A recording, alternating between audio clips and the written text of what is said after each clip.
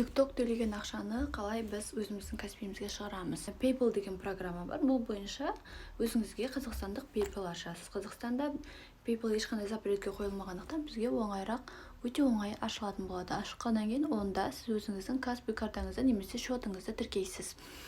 Ал TikTok бізге төлеген ақшаны біз ол PayPal-ға лақтырамыз. Сол жаққа перевод жасаймыз.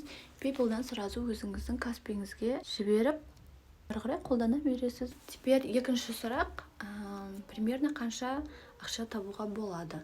Мысалға, сізде миллион просмотр болатын болса, оны 1000-ға бөлесіз, және сіздің өзіңіздің жеке RPM деген коэффициент беретін болады. Сол коэффициентіңіз қанша болады, соған байланысты сіздің ақшаңыз түседі. Мысалға, сіздің коэффициентіңіз 0,6 болатын болса, сіз мысалға миллионды 1000-ға бөлсеңіз, жағында 1000-ды 0,6-ға көбейтсеңіз, получается сізге $600, €600 түседі.